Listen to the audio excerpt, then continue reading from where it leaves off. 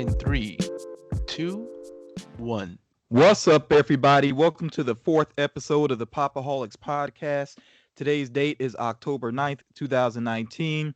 I am one of your hosts here, Franklyn FM McInnis, and of course, I have with me my co-host, Collecting Plastic. Hey, what's up, Popaholics? This episode is pretty much going to be a special one because we're focusing totally about the Joker. And within this podcast, basically, here, we're going to first break down our favorite Joker Funko Pops because, of course, we are the Popaholics podcast. And then we are going to get into some talk about the movie, of course, the Joaquin Phoenix starring movie and directed by Todd Phillips. We will get into that. We'll have some spoiler-free thoughts to start off with, and then we're going to have basically a deep dive conversation in which there will be movie spoilers, but we'll give you a heads up when we get to that point for sure. You know, we'll make sure we take care of that. But yeah, we want to start things off here by focusing on our top 5 favorite Joker Pops, and if you're cool with the Collecting Plastic, I will start that off here. I will be cool with it this one time. Okay, so I'm not going to run through my top 5 here. At number 5, I actually have the first Joker Pop, which was part of the DC Universe line. So this is Joker number 6. Very simple pop, but it does have those spiral eyes that I like, which I don't think they've done that with many other pops. That is a simple way to convey craziness. So that's something I like about it. Yeah, I mean, and that's the thing I don't like about it. I get what you're saying about the spiralness, making him look crazy, but I don't know. There's something about that just doesn't look like the Joker to me. But that's your decision there. Yeah, yeah, and I know it. Like I said, it's not to everybody's taste, but I still like it as a simple pop. It's one of the few older, Funko Pops that I'm into because it does have that simple pose, just arms down at the side. But I still like it. It did put it apart from the other ones, set it apart. Yeah, yeah, true, because that wasn't like a common thing for Funko back No, then to not at mix up all. the eyes. Um, at number 4, I have one that a lot of people were hyped about. I think a lot of people actually kept this in their collections if they were able to get a hold of it, and that is the Killing Joke Joker. And I think a lot of people at this point more people are familiar with the storyline than they used to be because of the animated version. Although I will say, if you've seen the animated version only, please read the comic because the animated version is not so great to me. I like the comic a lot more, but I yeah, like them both.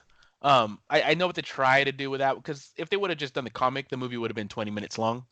Um, yeah, but what they did, it's almost like half of the movie takes place in the present and the other half takes place in the past when they're not supposed to.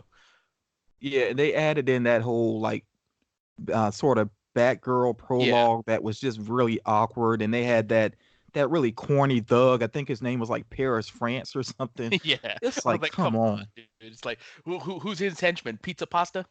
And then and then the relationship there between Batman and Batgirl, it was so cringy to me. So Yeah. But the yeah, actual Joker part, though, the actual part where it's the killing joke, I think is pretty good.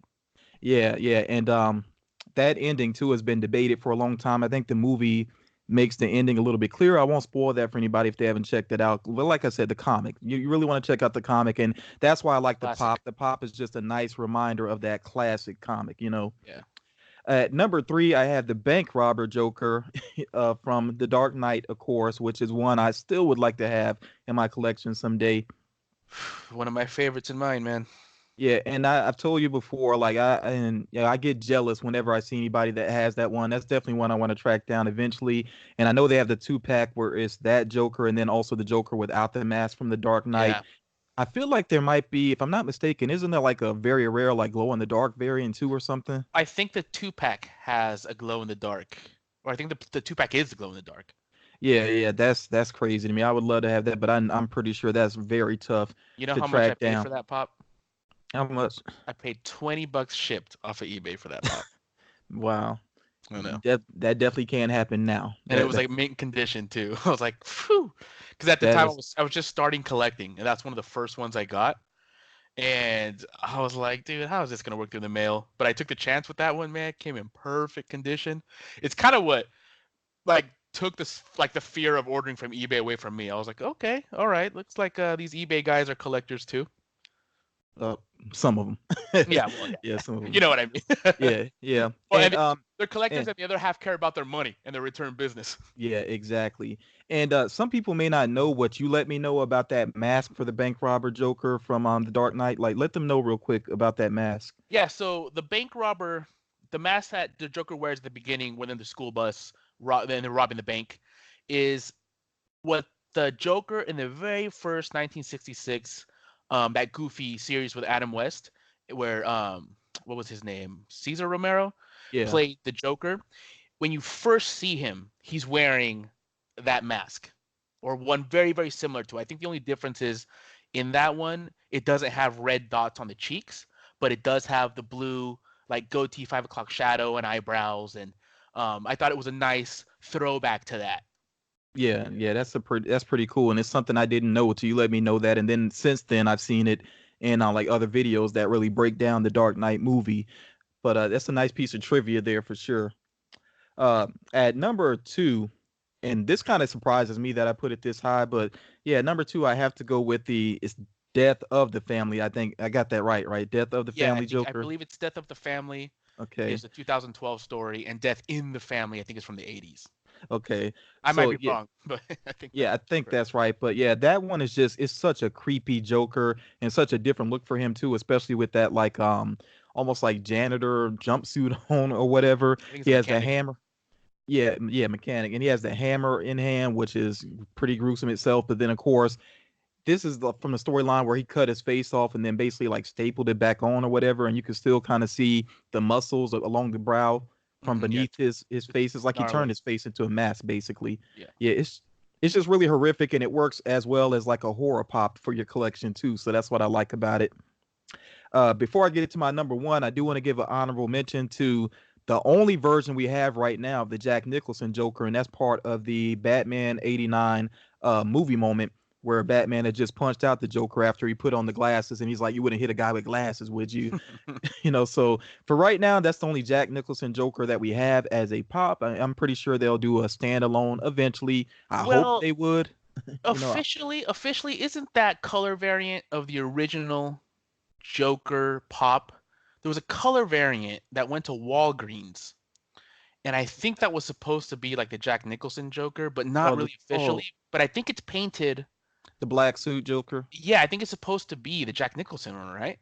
But I not have that officially. one, but if I hope that's not the only one we get because that's not really the No, real man. deal. You know what I'm saying? Like I think we'll get that, an official one. We'll get an official one. They're just gonna wait for all the movie moments to sell, and then when that fizzles out, they'll be like, okay, put it out now. and they did the Dorbs. They did the Dorbs of Jack Nicholson because I know they did one where he has on the beret, like Yeah. from the museum scene. So yeah, I really hope that they make that happen, and some more based off of those '90s movies. Even though they got pretty cheesy, especially by the time they got to Batman and Robin, but still they would make some great pops. When you think about Oh, dude, Catwoman, which like I a want lot Cat. of That's people my want. most wanted. Is the Michelle Pfeiffer Catwoman is like my most wanted pop. Yeah, that would sell like gangbusters for sure. And then Danny DeVito, Penguin. You got of course Riddler, Two Face. Even Arnold Schwarzenegger is Mr. Freeze, which is pretty cheesy, but would do very well. I've actually seen a custom of that before that I think Poison was like a Ivy. light up custom. It looked amazing. Really? So we'll see if they do that eventually. But yeah, I just want to throw that in there as an honorable mention because fingers crossed we'll get like a standalone Jack Nicholson Joker I eventually. think so. I mean, they put out an official, like more than one, right? In 1989 or 19, what is it? 1988, Batman. Yeah, I mean they just did another one in the Target box. So yeah, No, it's been it's 89, and right? 89 when it came out. 89, yeah, 89, and then I forgot when Batman Returns came out. Might have been 91. I'm not 100% sure. Yeah. But yeah, they've done more than one of that Batman, so hopefully we get the villains, too. Yeah. Yeah. But at my number one, I actually had the Arkham Asylum Joker just because I feel like it is that quintessential Joker. It's not like a pop that really jumps out at you, but just when I think about Joker, like that's the image that kind of comes to my mind. He's got the classic purple suit, of course, the slick back green hair and all that, the crazy eyes, the long smile. So that just to me stands out as like a quintessential Joker. That's why I like that pop so much, even though it's very simple. No, yeah, I agree. It's definitely like a combination of all the Jokers, right? You got the slick suit, You got the green hair. You got like the crazy kind of terrorist acts. He's also kind of gangster looking. It is a good combination of all the Jokers. Yeah, and now of course they I think that's what they use for those Target Chrome pops, which I won't lie, even though Chrome is so overdone, I kind of want the purple one. Like that's the only one I want though, because I think that one does look cool. But Yeah. yeah, and I know they tried to represent the different colors that go along with his look, like they have the green, the orange, the black, Mhm. all that, but I just want the purple one. Yeah, and it's a hard pass for me. I think the purple one by itself, that one kind of okay, but any of the other ones, like the orange one by itself, I'm like, really? You have to That's kind a of have them reach. all. Yeah, you have to That's a have them reach though. all Like for them to look all right, and I'm just like, yeah, because not the not for orange me. one, I mean, I know it's representing his vest basically, or sometimes it's like the Yeah. inside of his coat, but that's a bit of a reach to me. If they had the purple one, if that was the one that came along with the shirt, because it actually is a Arkham Asylum shirt, it's the Joker standing in front of Arkham Asylum, that would be perfect for me. But Yeah. that's all they would have needed to done for me. But it is what it is though at this Yeah, they're point. definitely pushing it with the chromes with that now. Yeah, but yeah, that's my top five. I know other people's lists would be very different. I'm sure there's some differences on yours as well. Okay, so solid list. Mine is a little different. So I went with like I've done a top 5 Joker pops before, but it was a while ago now and it has changed a bit. And I'm going basically with design and character. I was a little bit more strict with what exactly was a Joker pop with that other list. This one's going to be a little different, and it's just overall my favorites, right? I'm not putting. 'Cause sometimes I'll admit, okay, something has a better design than something that's my favorite, so I'll put it higher on the list. These are basically my favorite ones. All So right. before I get started, I'm going to do my honorable mention now. And my Okay. honorable mention is Death of the Family Joker. I think it looks really good.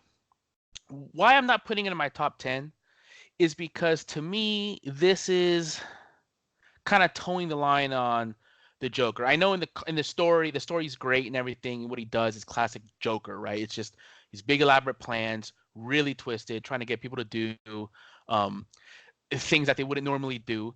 But the look of him to me, he this looks more like a horror villain. This is tiptoeing the line of just looking like a horror villain because like his Yeah. suit doesn't look like the Joker. I mean, he looks a little bit more like Leatherface than anything. But what I do like about it is he is absolutely terrifying. This guy is terrifying in a way though, as like being in the same room with Leatherface from Texas Chainsaw Massacre is terrifying, but not so much because he's the Joker. So Yeah. that's why I'm Yeah. putting him as an honorable mention. I totally get what you're saying, and like I said, because I'm such a horror fan. That's why he made it to my list. Yeah, Yeah. and which makes sense. You know, it's your list, your favorites. Yeah. So at number 5, I might get booed for this one. It is a Suicide Squad pop, but it's not the one you think. The one that I'm including is one that wasn't even in the movie. It was the Joker dressed as Batman. And I think it looks really cool because it's basically the Batman pop painted up like the Joker, but you do see the Joker's skin and face under there and his teeth. So it is the Joker dressed up as Batman. And to me, that seems like something that the Joker would do. Is like show up to a final confrontation against Batman dressed like Batman, but in purple and green, just to be annoying. Um, but just overall, I like the look of the pop. I like how it's got Joker spray painted against the chest, or that might be blood. Really like that one. Yeah. Um, I'm not gonna hate on that, because you know why? Because even though that wasn't in the movie, I couldn't help but feel like maybe there was a version of the script where, at the end, how he came to rescue Harley and he was in like the SWAT uniform. yeah, I really wonder if there was a version of it where he came at the end, but he was dressed as Batman to like yeah. rescue her. Or even when he comes with the helicopter, like the scene in the helicopter where he's got the Yeah. big machine gun. That could have been dressed It would have been more as interesting if Batman. there was like a silhouette of him at some point and you think is Batman, then it turns out to be Joker. That would have been interesting. And really with that movie, they could have threw any ideas at the wall pretty Yeah. much. See, and I like the idea of that. Right? And that's why I won't get into why I think that should have been a Batman versus Joker and Harley movie to begin with. But I like the idea of Joker dressed up as the Batman, and I do like the look of that design. Yeah, I can understand that. So at number 4, I have the Batman the Animated Series Joker, basically the original Mark Hamill Joker. And to me, this is just so classic because I liked Batman before, but what really made me love Batman is the animated series. And I love that version of the Joker because he is a terrorist, he's also a gangster, and he makes his kills funny. Like they have punchlines to them, right? Yeah.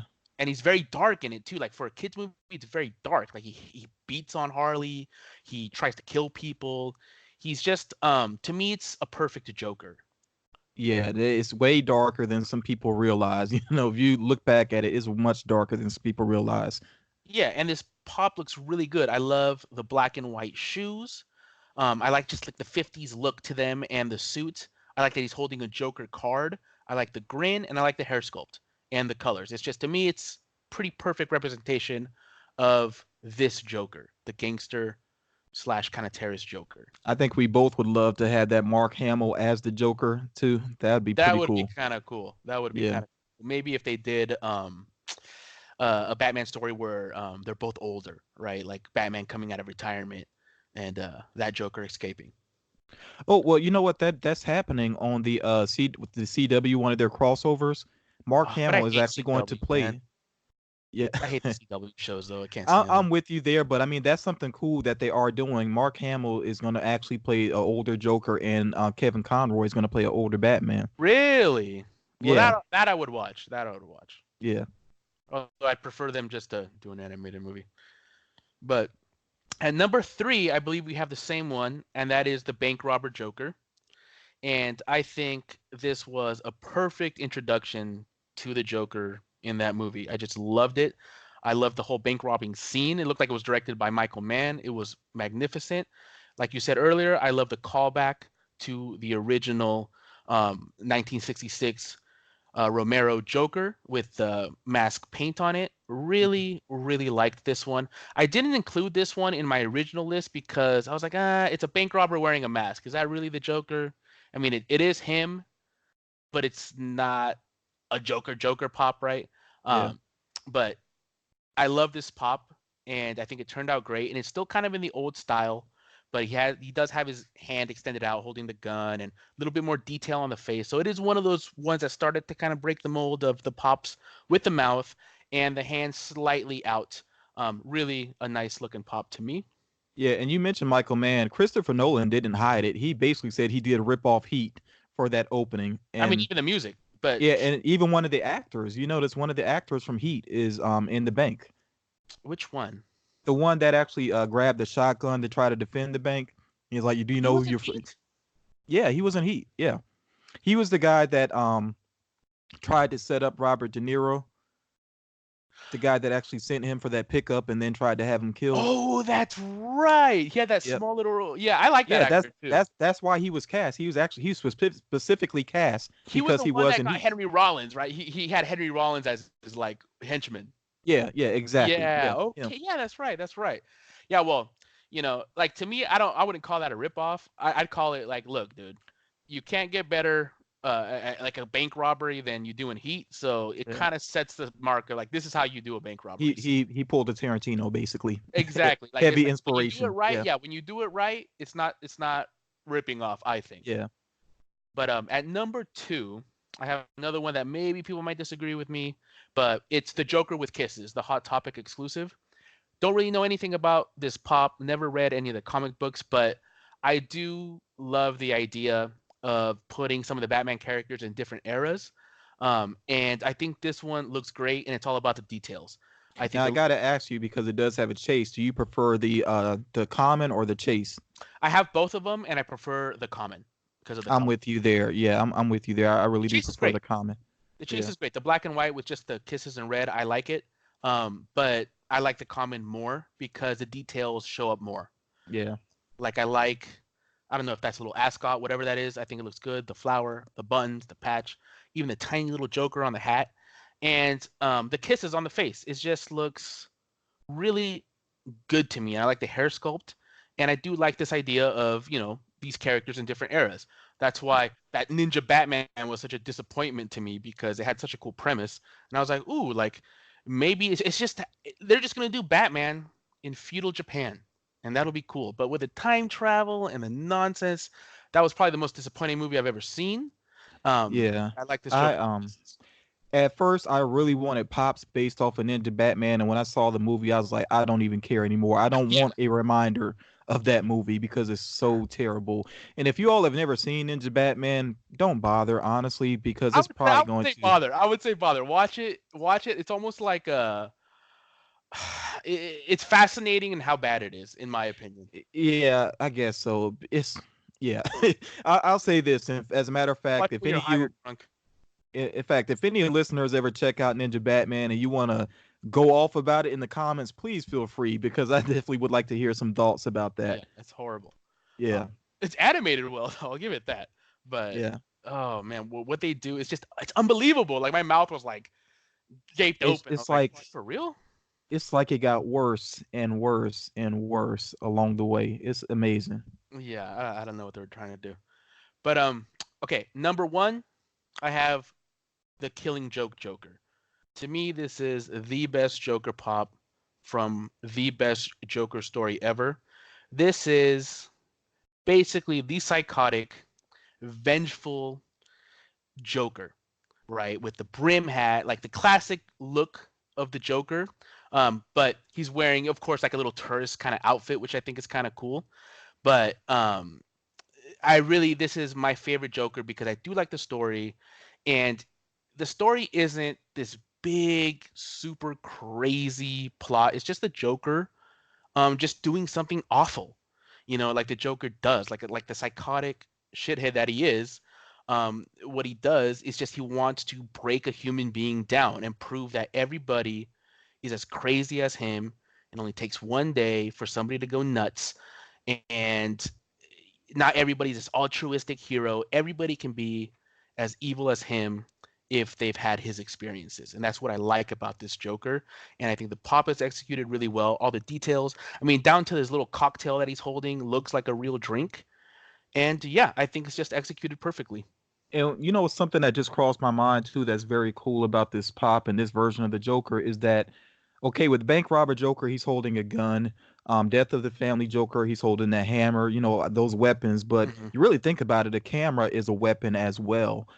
And if you know the story and you know his use of that camera, you know how just sick the Joker really is. So I think Yeah. that camera in some ways seems even more twisted than those weapons. Yeah, and that's what I like about this story and everything because the Joker, he isn't just about like, oh, I'm gonna go kill. I mean, he loves killing, but he would rather drive somebody crazy than to kill him. That's like I think the Joker, one of the worst things that could happen to the Joker is Batman actually dying. Like I think the Joker would really miss Batman if he died. Yeah, well, it's been brought up multiple times in comics. Even Kevin Smith at one point, he's written some Batman stories and not always the greatest, but he has some that are solid. And he actually has one where uh Batman Batman has done this more than once where he kind of lost it and almost killed the Joker. So Mhm. there's this one time Batman like he really beat the Joker down and the Joker's in a hospital bed and Batman's there and the Joker straight up tells him, he's like, he said, all it takes for me to quit doing what I do is for you to stop doing what you do. Basically, he said, if you weren't Batman, if you weren't here, he's like, I honestly would not do this anymore. And I was like, that's how does that make Batman feel to hear that? It's pretty twisted to think about that. Yeah, he likes to torment him. He likes to torment Batman and make Batman feel that what the Joker does is Batman's fault.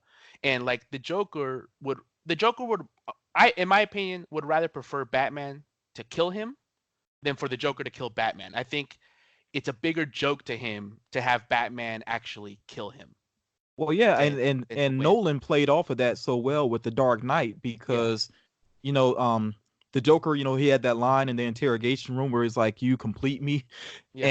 and you remember when the Bat Cycle or the Bat Pod was charging at Joker, and the Joker's just standing there like, hit me," Yeah. and even at the end of the movie when he was falling off that building before Batman caught him, he was laughing like he was ready to die at the hands of Batman.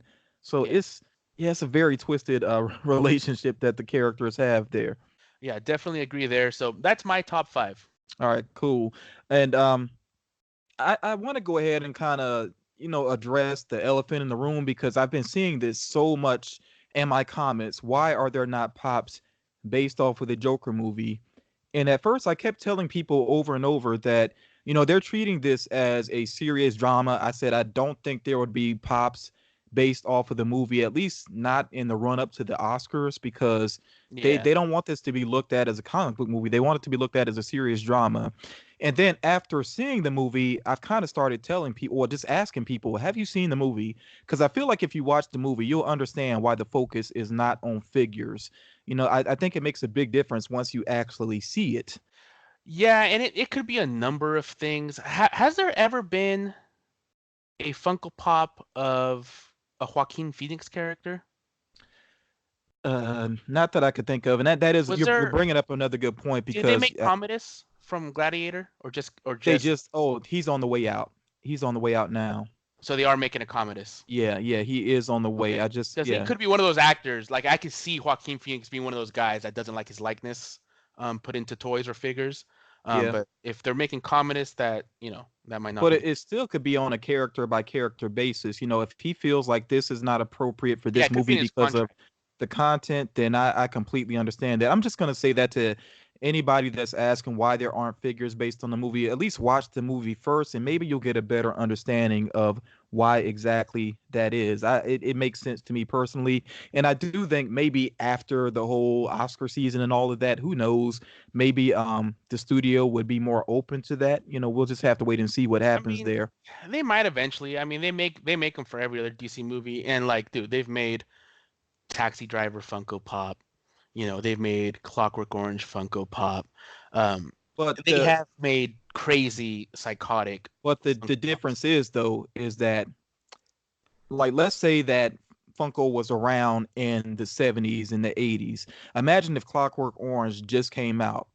I don't think Funko would jump to put out figures based on it. You know what I'm saying? No, Like it was there's way too there's some controversial. distance. We have distance from those, and a lot of people just know the iconography. Like they know the characters, but they may have never even seen the movie. Hmm. Like there's some people that are just fans of cinema and they're fans of certain images. Like a lot of people know the improv scene from Taxi Driver with Robert De Niro. You're looking at me. That's just well known, but not everybody's actually seen the movie. It's Hmm. just they know that scene. You know what I'm saying? Yeah. So with some distance there, I think that's why Funko feels okay to do those figures. Even with Laura Palmer, that was kind of a controversial figure. But again, like if the series had just came out and there was just the whole Laura Palmer thing, maybe they would not have done that pop like right away. Who knows?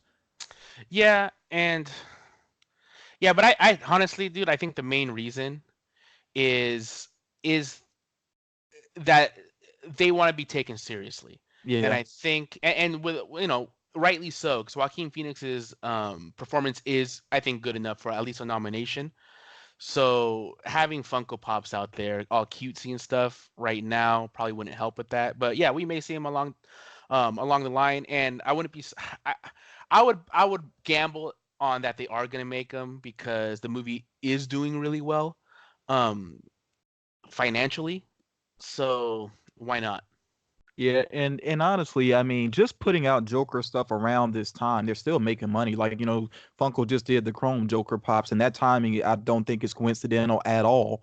They right when the movie comes out, they got these Chrome Joker pops, so they're finding ways, still to make money and put things out for people. But yeah, as Well, far as the actual, I'm sure Funko already have, I'm sure Funko designs for every single version of the Joker in yeah, this movie, just ready for the okay. yeah. Because a lot of the creators there, they're fans of all this comic books and the movies and all of that. They're fans, so I mean, of course, they're sitting around. They're thinking about that. So we'll see what happens. Like I said, after Oscar season, you never know what could happen. But I think I haven't read the full story. I know that Robert Downey Jr. pretty much took his name out of the running for the Oscars. I'm not sure what exactly his reasoning was, but even though I really love his performance in Did Endgame, he I think really? it Where'd is. you hear that? I just saw that today. Actually, I just saw like the headline. I didn't read into it yet because I just had so much going on. Because But I listened to the Howard Stern show, mhm. and his show is in LA right now, and his Monday show was awesome. I mean, he had Arnold Schwarzenegger on there. He had Adam Levine. He had what's her name from Friends, the one that plays Rachel, super hot one. Oh God, yeah, what's her name? Jennifer Aniston. Jennifer Aniston. And he had Robert Downey Jr. And Robert Downey Jr.'s appearance was great. I mean, he starts out by he almost gets into a fight in the green room. I mean, he's all over the place. He's hilarious. But one of the things he touches on, well, actually Howard Stern brings it up, is asking Robert Downey Jr., why aren't you nominated for an Oscar for Tony Stark? Why haven't you ever been nominated for that? Like, do you think that you should be nominated for an Oscar for Endgame? Um, and Robert Downey Jr. doesn't really say yes, and he doesn't really say no. And I do feel like Robert Downey Jr. feels like he should be nominated for an Oscar. And of course, they go into what Martin Scorsese said, and Robert Downey Jr. actually expresses his opinion about Martin Well, Scorsese, let's saying that make it's sure not we let cinema. people know. Yeah, go ahead. Let people know what Scorsese said. Yeah, Martin Scorsese said that basically the Marvel Cinematic Universe isn't cinema. That it's like an amusement park, but not like classic cinema with people conveying emotions between each other, right? And I think the wrong thing that he did was say he didn't say in my opinion. That's what he should have said. He Yeah. basically put it out there like it's fact. I'm Martin Scorsese, and this is fact. And Robert Downey Jr., I highly recommend you guys look up Howard Stern, Robert Downey Jr., his latest appearance. It was just this Monday. But he does touch on, he's it says Marvel Cinematic Universe right there in the title. How is it not cinema, right? And he doesn't out and out say Martin Scorsese is just jealous. Like Howard Stern tries to get it out of him. But you could tell Robert Downey Jr. was a little bit offended by what Martin Scorsese had to say. Well, I see. I found the quote. I see here that Howard Stern said, because it's a superhero movie, they turn up their nose at it, and that's exactly what Scorsese did, which is seems very hypocritical. Yes. Because, for one thing, I mean, we both know that at one point he was attached to the movie. I'm not sure. I actually didn't check the credits. Is he still a producer on the Joker movie? He might be. I think I'm he not sure, might but at be one point still. he was going to be the director, right? Or maybe just a Well, I don't know producer, if writer. I'm not. I know he was a producer. I'm not sure if he was ever going to direct, but I know he was attached in some way, and I think that's why not Robert Downey Jr. Excuse me, Robert De Niro actually ended up in the movie. Yeah. But it even has a very Robert De Niro vibe to it. It has that sort of Mean Streets, Goodfellas type of vibe Oh, to it, in the dude, way and that it's shot it's and got everything. Martin Scorsese. I mean, it's got Martin Scorsese all over it, man. Mean Streets, The King of Comedy, Yeah, Taxi exactly. Driver. Almost too much, where it was distracting to me at certain points. There was so much Scorsese in the movie that I was like, okay, now I'm just thinking about the Taxi Driver. Yeah, and it's not just him being attached to the movie that makes it hypocritical to me. It's also that, for one thing, when it comes to Marvel movies, I have had emotional connections plenty of times with the characters. I was way more emotional over Guardians of the Galaxy Volume 2 and Endgame than Yes. any Scorsese movie that I've seen. And I feel like some of his movies too, he talks about Marvel being like theme parks. Well, I'm like, his movies are like theme parks with guns, basically. Yeah. Because he glorifies crime in a lot of his movies. And also, And don't get me wrong, he's one of my favorite directors. And like you say, um, there's only two movies. I mean, there may be some more, but I'm not a big crier, right? But there's only two movies that will still kind of jerk a tear out of me. Maybe one tear, and that is Gattaca, the end of Gattaca, and Guardians of the Galaxy Volume 2. I'm like, it's like, dude, that is like what happened to Yondu in that, and the yeah. reaction, and then when they all show up to do the Ravager funeral and everything, I was like, that is freaking and and making I've me seen sad. it, I've seen it in the comments. I guarantee a lot of listeners know that they teared up at that moment, the Oh, come Ravager on. I funeral. mean, come on, man. And Like, Endgame, there are so many emotional moments in Endgame as well. So yeah, I just don't buy that about him, saying it's all about emotional connection, because Marvel does have that on top of the spectacle. And like I was saying, with his movies, I don't always get that. It is sort of just a thrill and the glorification of crime, and of course he shows the negatives, the outcomes of crime as well, but still it's very stylized, criminal behavior. and you never know. And Like, you have to think about whatever the context was, because maybe that quote by Martin Scorsese is taken out of context, or maybe his experience with this Joker movie. Like maybe one of the reasons he took more of a back seat was he was getting a lot of pressure to make this movie fun, or make it this or that. Where he's just like, okay, well, are we making a movie here, or are we making a roller coaster ride? What are we doing? And it could be, influenced by that too. We never know why he said it. We just have this cold quote in front of us. And I think that's something that Robert Downey Jr. does address too. He goes like, look, who knows what he was talking about, and what if this quote is taken out of context? Yeah, I can see that. Given the benefit of the doubt there, but and I think we have to be careful too about how we try to define cinema because it can be so many things. Like some people would look at a movie like Casino and say that is a terrible movie because it relies so much on narration. It's like at least 70% narration, where some people look at that as very lazy writing. So yeah, Dude, it just depends on your definition of cinema, the way basically. I see cinema is if it's moving pictures with sound of some kind, and it has a runtime that's over an hour and 20 minutes. That's cinema. That's a movie. Everything. If you got a cover that's bound with paper on the inside, that's a book. No matter how you say it, no matter what the book is about, no matter if it's a goddamn cartoon book, whatever it is, that's a book. Nobody can say that's not a book. And anything on screen that is moving pictures with sound and it has a runtime of a movie is cinema. I mean, Yeah, that's the way I see it. and I would argue even if you go back into movie history that even the runtime doesn't matter as much because Charlie Chaplin absolutely cinema even with his shorts, Yeah, like his short pictures, like really good cinema, so yeah, he just unfortunately he came across as very like I said hypocritical, very judgmental within that and almost sounding kind of bitter at the yeah, he same sounds time. jealous.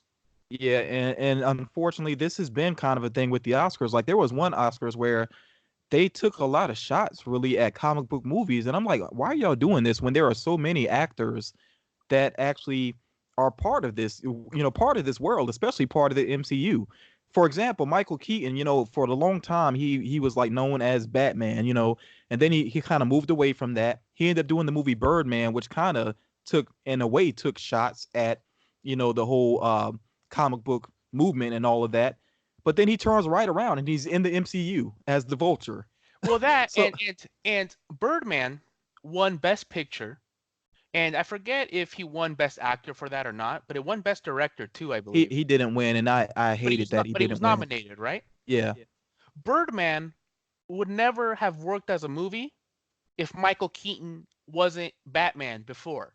yeah. Part of the reason that that movie works is that he was Batman. So if Batman, Michael Keaton version, Tim Burton version never existed, I highly doubt that Birdman would exist now. And what's funny is that comic book movies are so big now that what Birdman focused on actually doesn't even make sense anymore because it was all about him being known for this character and he's trying to get away from it. But there are actors now like it doesn't even I don't think really people really age out of comic book movies anymore. We see a lot of older actors in these movies and people really love seeing them in these movies. So Yeah. things have changed basically. No, with the technology now, man, they could in 10 years, 15 years do a prequel to Iron Man with Robert Downey Jr. and just de-age him.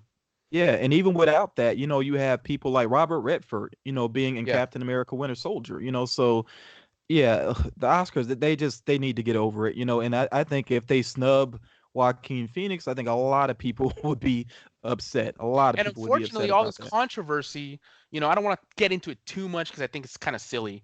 But all the controversy with this movie, inciting violence, or this movie being the incel hero movie, and all this crap like that, I think that all started from, you know, basically headlines and newspapers and magazines are the printed form of clickbait, right? So when you Yeah. combine reporters that are looking for headlines and the internet, well, guess what? They're gonna clickbait their shit out of everything. And one guy does it, creates a stir, then they all do it. Like this movie does not incite violence more than anything else. I can understand where they're coming from a little bit from it, um, because of the way this movie is done so seriously and the climate that we're in right now. Um, but to me, that Well, was one guy saying this headline and blowing it out of proportion, and everybody yeah. copying him. We live in a society right now still where people look at situations. Okay, even with our president, I don't want to get political. I'm just stating facts here. We live in a society right now where something happens like the mass shooting in El Paso, and video games get the blame, even from our Yeah. president, when there is What is it, research that shows 1994? there's plenty of research that shows that there's no connection between video games and violence, but people keep trying to find simple reasons why things like this happen instead of getting to the real root of problems. And that's what I like about the movie. And we'll get into this once we get into the spoilers. I think the movie tries to address that more so than a lot of people are really truly addressing, why things like this happen. All right, so you want to get into our spoiler-free kind of assessment and rating? Yeah, and we'll kind of, let people know whether or not we think they should check it out as well, because I'm Okay, sure I'll that's let you what go some people are first. wondering about. Okay, I'm gonna say this. The movie is beautifully shot. I think the cinematography is great. The acting obviously is great. Joaquin Phoenix just amazing. Just for his performance, I think that's enough to buy a ticket. I will say this though. I feel like with a lot of movies, you got to be kind of in the right place to enjoy it. Like even a comedy, you got to be ready to laugh. With a horror movie, you got to be ready to be scared and all of that. With the Joker, I think you do have to kind of be prepared that this is not a comic book movie. It is going to be very serious. It's going to dig very deep. So I think you do have to be in a certain emotional state to go into that, because if you go into the theater thinking it's going to be just another comic book movie, then it might catch you off guard. And I think that's what happened to a lot of these people with these early reviews. They expected one thing and it was not that, even though it's been publicized and it's been stated that this is a serious drama. Some people just didn't take that serious. So I would just say if you go in with the right mindset, knowing that it's going to be serious and it's going to dig very deep into the psyche of somebody that is very disturbed, then that will affect, your viewing experience. So I would say if you're up for that, definitely check it out, but just make sure you're ready for that though. And I would say that overall, the movie, there's more things that I liked about it than I didn't like. So overall, I would give it a positive review, and I would recommend it, obviously, to anybody that's a fan of the Joker, obviously, and to people that are fans of cinema of the unease or kind of twisted cinema. I would not recommend it to my mother. I would not recommend it to people that don't like watching twisted, crazy stuff on screen. But if you do, I recommend it. Horror fans, I recommend it. Yeah. Um, but not to people that are kind of into lighter fare, right? And I do think, like you mentioned, if this doesn't get nominated for cinematography, I'd be very surprised. Yeah. I think Joaquin Phoenix should be nominated because I can't imagine too many actors being able to pull off his performance. Um, he was very, very good. And really quick, Robert Downey Jr. being nominated for Iron Man, one of the main reasons I think he should be nominated is I don't think anybody else could have pulled off Tony Stark like him, but I think that Robert Downey Jr. could pull off almost any of the other performances. Like even Robert Downey, like now that I think about it, even Robert Downey Jr. might even have been able to pull off this Joker. Um, but Joaquin Phoenix is one of the few that can. I think his performance was pretty much perfect for what it was, what script he was given. I think all the performances were good. The mother, Bruce Wayne, all of them were very, very good. Mm. I also really liked the score. I think the score was great. Um, I liked some of the music that they used, most of it. There was a couple of songs. I'll get into it more in the spoilers. There was a couple of songs that I think were very out of place. Um, and I think as a story about the Joker, it it wasn't like any other Joker that I've known, which is a good thing, but also kind of a bad thing because I think it takes a little bit of the essence of the character out of it. Maybe that's because this is an origin story, but to me, this Joker is not a Joker that could go face to face with Batman at all. Well, I would say, and this is not a spoiler here, but we are going to get into spoilers soon here. Like again, we've been saying we'll give you that heads up. I would say that you got to remember that this is a origin story, so I don't think this is meant to be that Joker that would be ready for a Batman. But I would argue though that if you think about, let's say that this version of the Joker, maybe 10 years from now, I could see him being that Heath Ledger Joker to where he has completely settled into who he is. Okay, so I'm gonna say now that we're gonna go into spoilers because I think we're kind of getting into spoilers a little bit without realizing it. Mm. So overall, you recommend it. I recommend it to the right audience, right? Basically. Yeah, yeah. What would you give And it out of 10? I hate to do ratings like that, to be honest, but I I'm force you. not gonna say it's like perfection. And there are some movies I would almost consider perfection. Like I would call Shawshank Redemption a 10. So if I'm gonna go off of that, basically, I would have to say this is a 9 for me. That's how much I enjoyed it personally. See, and I give it like a 7.5 out of 10. So okay, keep going on your point. That's why. Okay, so everybody knows spoiler warning, Yeah, right? That's why I had to spoiler, stop you, spoiler, man, because spoiler. Yeah. because I was like, okay, we just basically told everybody that the Joker lives. Well, and to me personally, and we're in spoiler territory now. Mhm. That to me, I don't think it's such a big deal because there are already news stories floating around. Like, is there any way to connect this Joker Yeah, to future DC movies? So they're they not can't being help shy themselves. about that, Yeah, I hate that. and people are even putting it out there. Is he Joaquin Phoenix going to come back for a sequel and this and that or whatever? So He said I no. yeah, and I respect him so much for that, and I hope he sticks to his guns on that. I think he will, because he's not that actor that's swayed by money, obviously, because for being such a major name, he does a lot of indie movies and Mhm.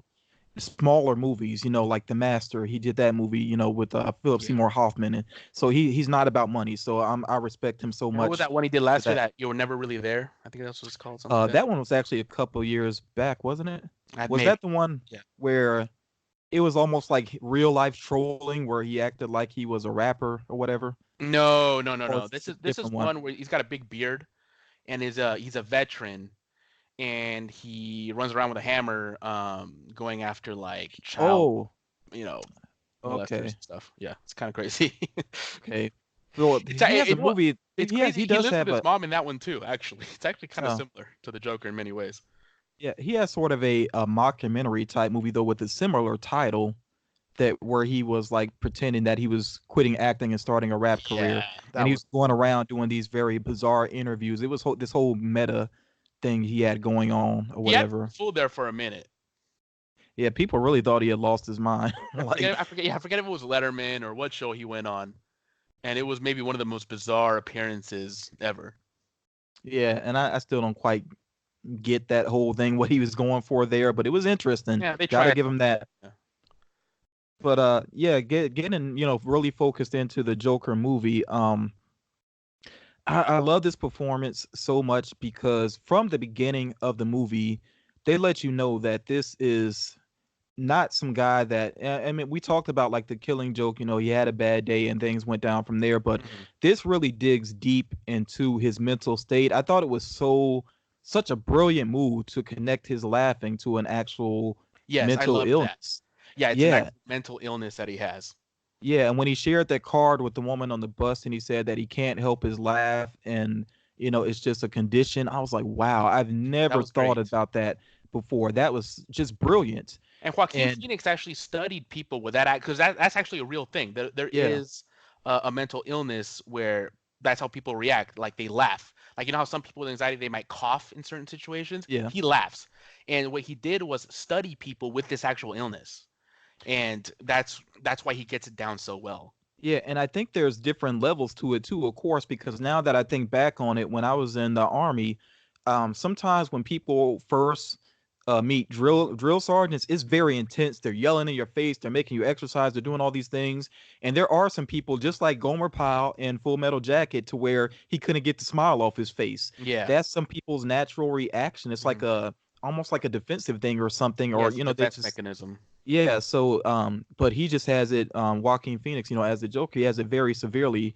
Um Like I do like I don't really do that, but whenever I've really injured myself, it's like I've dislocated my knee before playing soccer, and I'm telling you, man, dislocating your knee is super painful. And I was laughing. I mean, it hurt so bad that I crossed over into like, wow, this is so painful. It's funny. Like this is so ridiculously painful, and I was just laughing on the field. And like the coaches, like they're dragging me off. They're like, "What's wrong with you? Why are you laughing?" I'm like, "Dude, 'cause look at my knee. Dude, it's bent the wrong way, man. This is horrible." And I was laughing. Yeah, and I think his performance, yeah, that laugh, that just the laugh alone must have taken a It's lot painful. out of him. Yeah, but then there's also just the physicality altogether. Like even the way he moved his body and everything. And something else I thought was very brilliant was in the trailer. I really didn't understand what was going on with him looking like he was dancing, but it's almost like a Tai Chi type of thing to Hmm. kind of center himself. And it's His his awkward clown movements. character. It's Yeah. his clown. Like that's his clown character. So yeah, the I feel like the writers they really dug deep into all the different aspects of Joker and like why does he do the things he do, and they really gave reason to these things, which initially I was worried about that because we know origin stories sometimes they're just unnecessary. It was So just the I same really thing over and over again, over and over yeah, again. but with here focusing so much on his psyche and the mental illness to me really grounded it a lot. And that's why I say again that this does is so far from just a typical comic book movie. If anybody's stuck on the comic books, I feel like they almost have to let that go to an extent because this really is a different beast. But the backlash has been odd to me because even if you are just focusing on the comics and the previous movies and the TV shows, I'm just like, do you realize who the Joker is? you Yeah. know, we talked about it earlier. Like, even with the Batman the animated series, Joker was vicious. He was killing people. He's slapping Harley Quinn around, And which you I know what's still can't funny, believe they man? got away with that. Is I think this is one of the tamest Jokers. I think the backlash is funny to me because I think this is one of the tamest versions of the Joker. I really Absolutely, do. I I mean, agree. this guy's a sweetheart almost compared to the other Jokers. Joker And in the but comics, keep it with everybody the knows. positives though. Well, Keep it in my opinion before we because like I'm starting to feel like I want to get into because you're getting into the psyche stuff and yeah, the portrayal of this Joker, and I did have some problems with that. Um, keeping the positives, I think that the look, the outfit, and the makeup were yeah, fantastic, and the yeah, way he transforms when he finally puts on the outfit and the makeup were really great. Um, and it's almost like a combination of that original, like the bank robber Joker mask. It's a combination of that with a little bit of the Heath Ledger kind of mouth that comes up and the long hair. And I really, really, really like the suit. yeah. And he's going off of what he's already familiar with because he's been, he's had the job as a clown, so it's not completely removed from that. It's kind of like and this is something that the Netflix Marvel series actually made me think about because when I first watched like season one of Daredevil, I was a little bit frustrated. I was like, when's he gonna get the suit? And he didn't get it to the end of the season. And then I really thought about it, and I was like, huh, I guess that makes sense. Like, it doesn't really make sense and it's kind of jarring now that I think about it. Like in some of the Spider-Man movies where he goes from having his homemade suit and then boom, all of a sudden he has Yeah. a perfect suit. I mean, they made sense of that in the MCU with him having the support of Tony Stark, but other than that, people jumping to their comic book look so fast doesn't quite make sense when you really think about it. No, I mean it's not realistic to begin with to be a crime fighter or vigilante, right? It's not Yeah. realistic at all. But it makes it even more silly when they go like, one day they're just, you know what, I'm gonna be a vigilante, and instead of just going out there and trying it, they're like, no, I can't do that if I don't have a suit. So I'm gonna do a suit first. It Yeah, doesn't make it's like, sense. but there would be a progression, and I think there'd be a progression with heroes and a progression with villains where they change over time. So I get the look of the Joker much more now. Having seen the movie, I do understand that.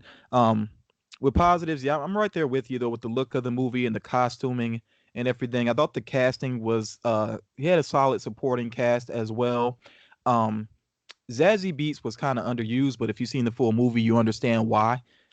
Yeah, Because see, if she like had I been saw in any that more coming. scenes, that would have fell apart. Yeah, like if they would have put her in too many scenes, it would have been cheap because Yeah, yeah, it's revealed that that's not real, right? yeah, And I knew it, like I knew that it was not going to be real. Like that one did not catch me off guard at all because when they're in the elevator, he is kind of like an incel, right? And he's scared to talk to her. And she kind of tries to break the ice and he's just kind of like doesn't even say anything. He's like scared to death of women. And he finally walks back and does kind of like the weird mimicking, shooting himself in the head kind of thing, but he does it in a very weird, almost like the way with somebody with Asperger's would do it. Um, and it's just bizarre. And she's like, "Oh, okay." And I could tell that after that,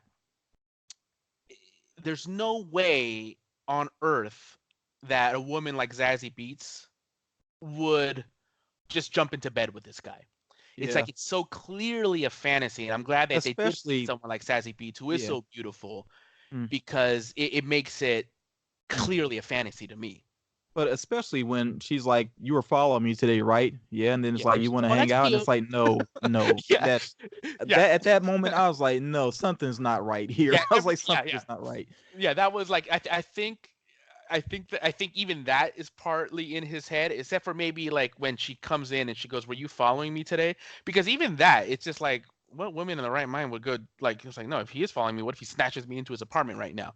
But Mm. it could be that she went up to the door and goes, "Were you following me?" And then right there is where his mind splits, and we don't really see what she is, because he's like an unreliable narrator basically, Well, and yeah, and that's true to the character, so much true to him. it, But it remember, is. they did have in the whole everybody wants to call it the Sixth Sense moment, where they showed the moments where he wasn't actually with her.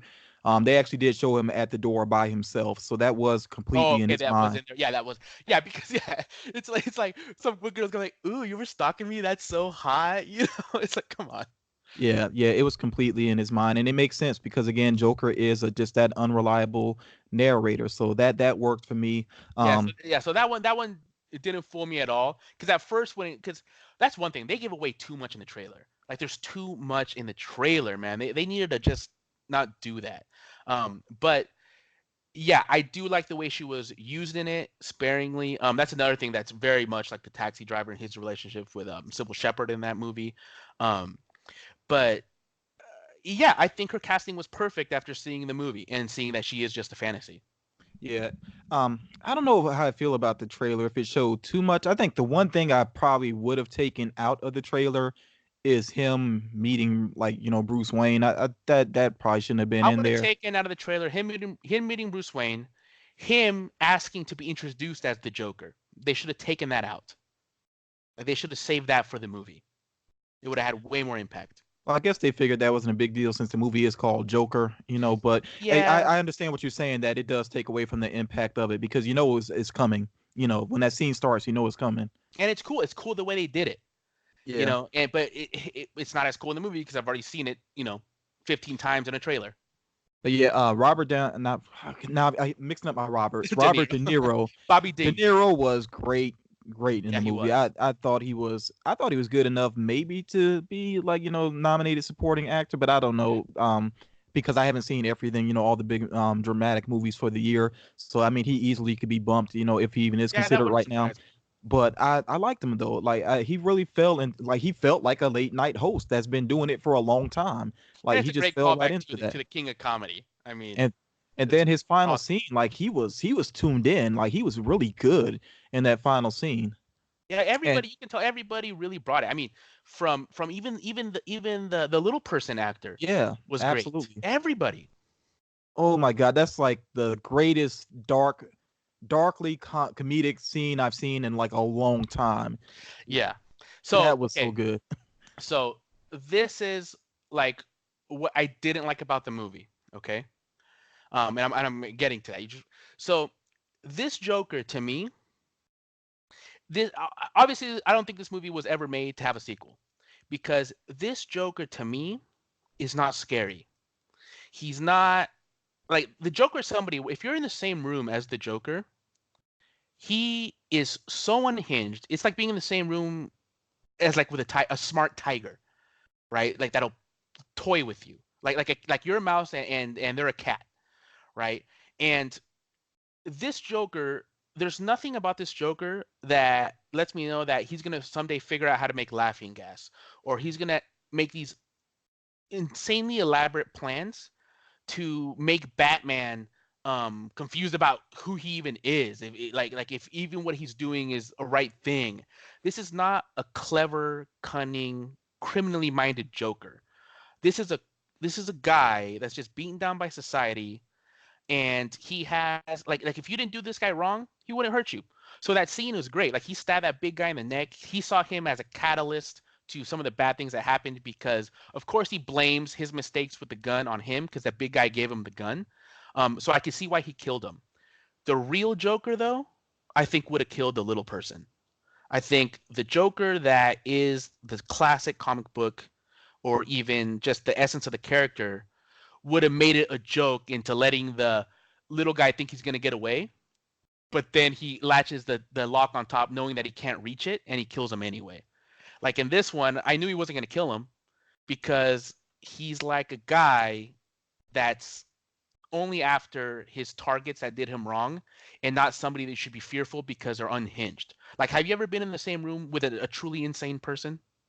No. Well, possibly, but not for sure. I mean, I have. Like somebody that's one of these just like one of these psychotic kind of gangster kind of people where you're like just watching like, God, I hope he doesn't drink too much because I feel like at any second this guy, I mean, he's unhinged, right? Or somebody that's like, oh yeah, homeboy just got a prison out of for 30 years, and you're in the same room with this person, and it's kind of scary because you don't know what they're gonna do, right? Or just there's a my mom used to work at like there's an actual in Napa there's actually a meant like a state hospital like that's for the criminally insane, and she used to work there, and she goes like, some of these people, what was so scary about them is that you didn't know if just the color of your shirt was going to set them off. You know what I mean? Like Yeah. there's nothing you could have done to this person that sets them off, where I feel like this Joker isn't like that. Well, my thing that I would argue against that though is that you got to remember again, this is origin, Yeah. so this is his start, Mhm. and the fact that he was able to kill those guys on the subway and feel not only feel no regrets, but to feel good after he Well, did he it. was turned on by it as soon as he That yeah, killed them. He fantasized about feeling so powerful. Like he was so confident and powerful after that he fantasized about just, you know, getting to yeah, Zazie and Beet's apartment and then taking her, you know? yeah, and to me, that's the beginning of him getting to the point where murder just becomes easier and But easier and but does easier, this and guy it uh, happens in real life. You think about, and I hate to use this example, but you think about young guys that go into the military and they're sent overseas to war, and they have to kill, and they come back, and then you hear unfortunate stories about guys yeah. killing their own families because Yeah, they're killing desensitized. gets so much easier. Yeah, and I Yeah, I think get that. I get that. But does this person like he's mentally handicapped, like, or he's mentally insane or whatever, unstable to the point where I feel like he's almost handicapped. Like he's mentally handicapped. I don't see him as like a genius. Like I don't see this Joker as a smart person at all. Like to me, he seems like a slow person, and he doesn't seem scary to me in that aspect where this guy is not capable of creating a criminal plot or even like anything like that. You know what I Well, mean? there's different versions of the Joker though. Like, I actually felt that the Joker in The Dark Knight, I still love Heath Ledger's Joker, but I feel like he was almost too smart for like beyond the character, that the way he should be. Like, it felt like the Joker and the Riddler combined, basically. Yeah. Whereas the Joker, if you there's certain storylines where he's really not a genius. He's so unhinged that he's unpredictable. Like even And he's willing to in bluff. yeah, even in a physical fight, we know Batman can take on like Ra's al Ghul and these ninja assassins and all of that, but sometimes he still has difficulty fighting the Joker just because he's so unpredictable with the Yeah, things yeah. The that he Joker will kick does. him in the balls. You know what I mean? Yeah, and Like the Joker will try to stab him in the nuts. yeah, and also I feel like the Joaquin Phoenix's Joker is true to the comics in that, I mean, you think about, we say we both were fans of the Killing Joke. Think about Joker in the flashback scenes where he was like a stand-up comedian, just like this movie has that influence. He's a stand-up comedian. He got used by criminals. He's that bumbling guy in the red hood that fell Mhm. into the vat and all of that. Like, would you at that point looking at him, would you think that he would be somebody that could take on Batman? That's a good point. Yeah, that's a good point. Yeah, because he is kind of used in that one.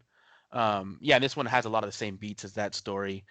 But the fact that he is criminally inclined in that one is a little different to me. In this one, he's a victim. Everywhere he's a victim. Like I would have liked it better if on the subway, instead of waiting for those three douchebags that were throwing French fries at that woman to start beating him up, if when they were throwing French fries at the woman, he kind of would have started like laughing. And before they were beating him up, I think it would have been better if he would have shot them before they started beating him up. And when the girl, like, say the girl's like, "Oh, thank you," whatever, he tells her to screw off too, and like scares her away. But the fact that they have to start beating him up, and now it's self-defense, and he's a victim. I don't like that as much, I Well, to guess. me, that would have been jumping the gun, literally, because Yeah, yeah, there's a process to it, and you got to think about it this way too. Think about where Bruce Wayne is right now. He's a kid, so in the time that kid transforms into Batman, the he's a mastermind in his own right as a hero, and he becomes he grabs these ninja skills and all these different things, all those abilities give the Joker where he is right now that same amount of time to evolve, and I think he can become like Heath Ledger's Joker, like the same way that Bruce is evolving over that time period. yeah. So again, I think Maybe he's celled up with the Riddler or something and gained some smarts, but to me, he seems like not a smart character. well, in the end, I look at it at the end of the movie that he's still not 100% the Joker. It's still an origin. It's still an ongoing Yeah, origin at yeah. the end. And if they were to follow up with him, which I don't think they need to follow up with this version of the Joker, No. but I think there would have to be a sort of a time leap to where to justify the more criminality of him. And I still I get what you're saying. I don't think he would be like a mastermind, but still he's dangerous in that what they showed is that he can inspire others to act out on Yeah. their impulses and things like that, and that's where this version of the Joker is really dangerous because these people that are overlooked, he kind of inspires them to do things, and that's where he's really dangerous. Which I think one of the things I thought was absolutely genius was at the very end when he's thinking about Bruce, like the Wayne's death, Yeah. and she goes, "What's so funny?" He's like, "Oh, I just thought about a joke," and she goes, "Oh, what is it?" He's like, "Oh, you wouldn't get it." Right? Mm. And it really ties everything together, especially with the confusion if Thomas Wayne is his dad or not, Mm. and all that. I think it really was the perfect way to end it because now not only is Bruce Wayne not gonna like, because he had crazy parents, like what his mom was insane. He never really had a father, but now Bruce doesn't even have that. He doesn't even have that, and Yeah. it's almost like Thomas Wayne bringing it on himself, you know. So it is a joke, you know, And and at it's kind that of funny point to him. too, Yeah, and at that point he's basically becoming what you said that he should be, where he will basically take out victims that have nothing to do with, they haven't done anything wrong to him. He knows that Bruce is now a victim of something he's done, and he finds it funny. And that's where I feel like some people went into this movie expecting laughs, but what makes the Joker no, ironic, the whole Joker name, is that he's funny to himself. He's not funny to other people. This is a guy that finds homicide funny. Like I don't ever really feel like the Joker has been hilarious. He's twisted and funny to himself. And that's what, like I said, the name is meant to be ironic in that way. oh, he has been funny, like when he called Harley Quinn his mermaid. And then Well, I he gets think that it big fish head and he puts it over he puts a fish head over her body. I thought that was funny.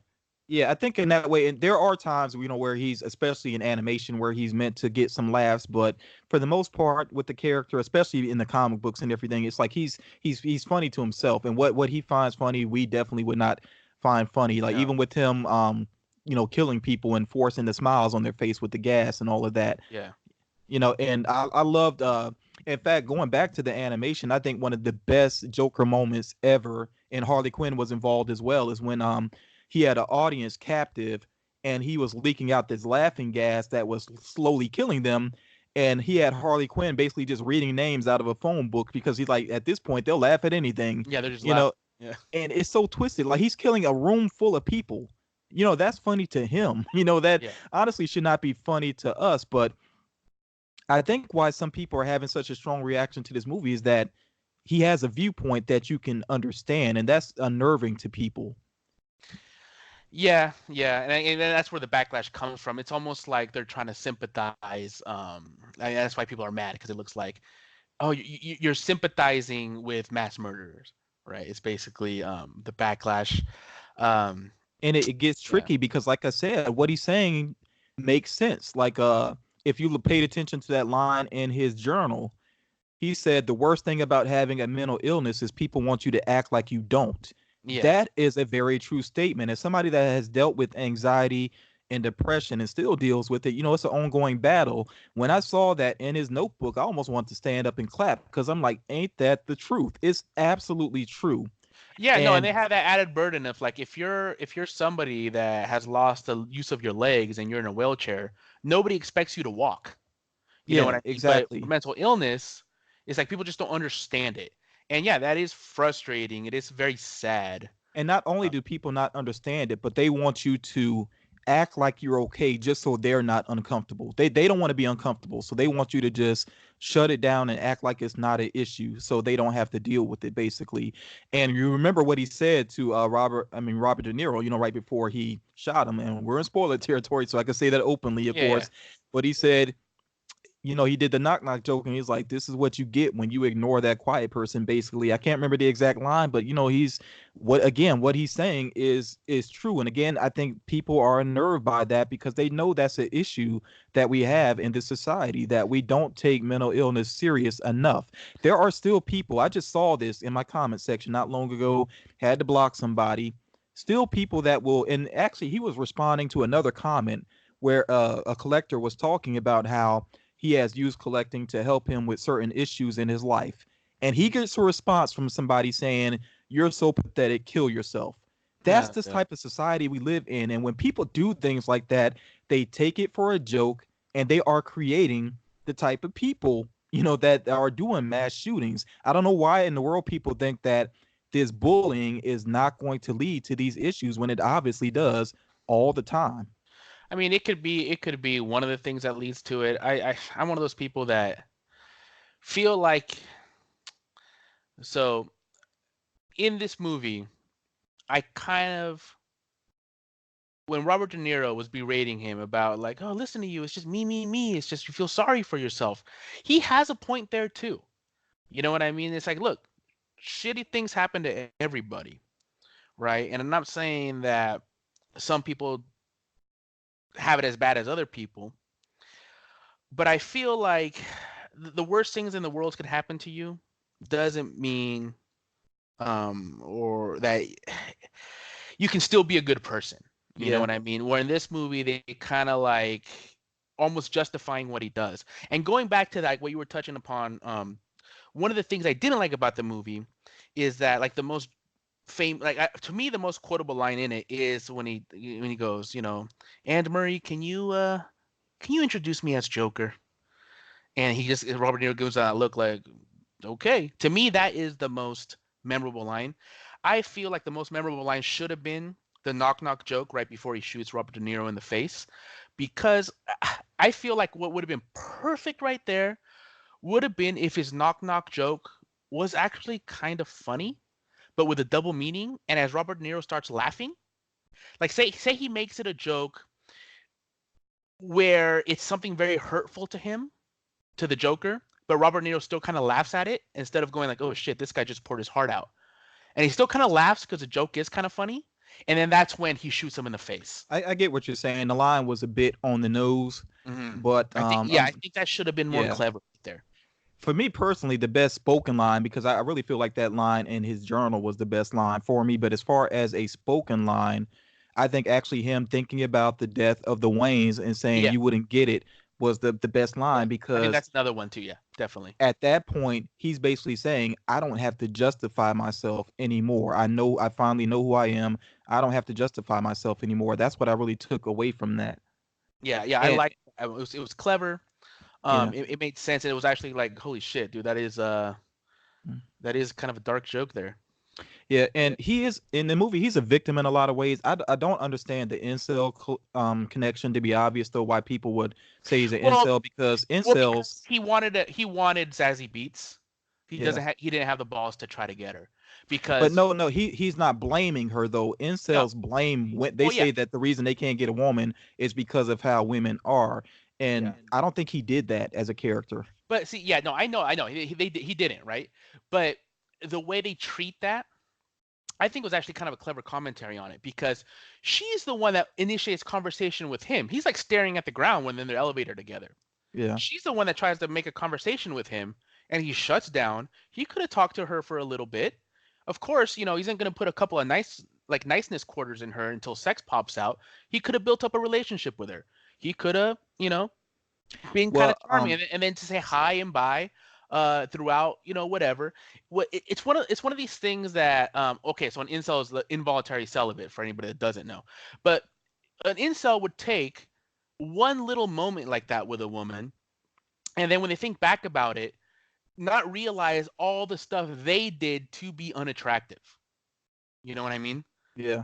And I think that's why some people are kind of comparing it to that and calling the Joker an incel, because yeah, he never really whines about women or anything in it, because that would have been way too on the nose, I guess. But Yeah. a lot of incels have a similar experience and don't realize, like, going like, well, maybe you should cut your hair a little bit, man. Maybe you should care about your appearance a little bit more. Maybe you should try talking to a woman without the need, like without the goal of sex being the final outcome. You know what I mean? Yeah, I think I don't know. I feel like the incel thing is a bit projected onto him because I understand what you say about that type of Well, it's moment, clickbait too from but his reports. It's trying to get a headline. yeah, I feel like some people are desperately trying to find something in mass media to connect incels to, and I think that's a bit of a reach for this character. I will say this though that in those types of situations, maybe I identify with this character too much because I'll be honest, there have been times where Should I be I've worried about you, Franklin? no, absolutely not. But there have been times where I just took time away from dating just because I know, especially like when my anxiety was at its worst, Yeah. it's a lot to ask of a person to bring them into that situation Yeah, I to get where that. for one thing they don't completely understand it, and then especially if you have anxiety attacks and you think about the Joker with his laughing fits and things like that, and even having to take medication and the person's going to see that and you got to talk about it and this and that, it can actually make the situation even more stressful.